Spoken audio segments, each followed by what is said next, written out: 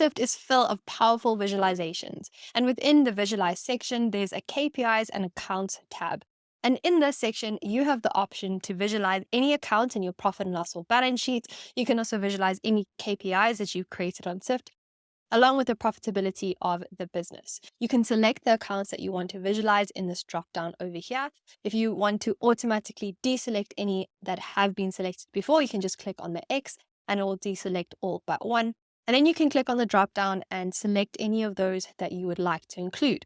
You can go select totals, so for example, gross profit, or you can select income or expense account. So I could select chocolate sales, and perhaps if I go down to cost of sales, I could select a cost of sales account.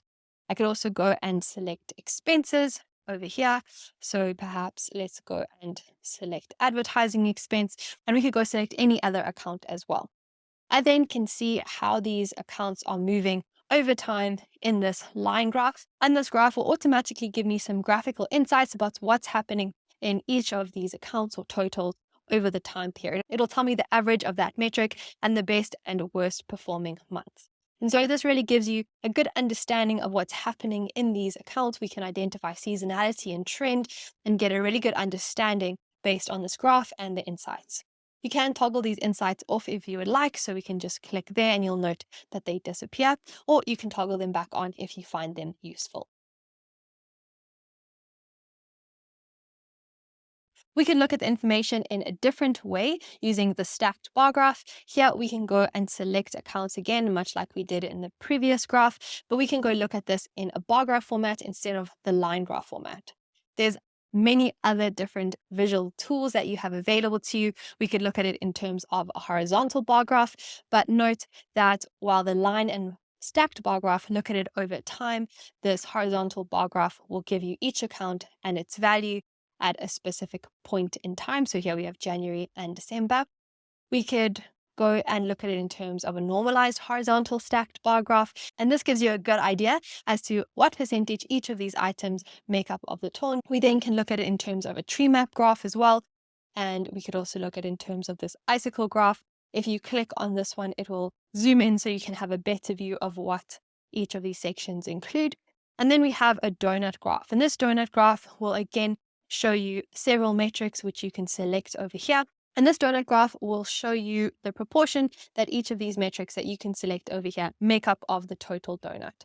It has graphical insights telling you the total of all the items you've selected.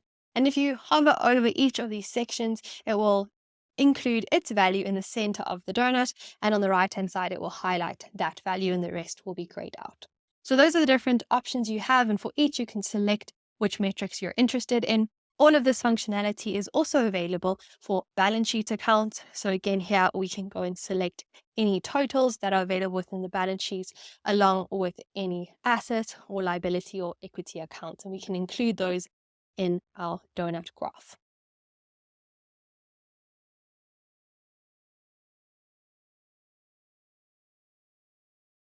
We're also able to filter these visualizations for divisions. So if you click over here, you can go and select one of the tracking categories or classes that pull through from your underlying accounting software.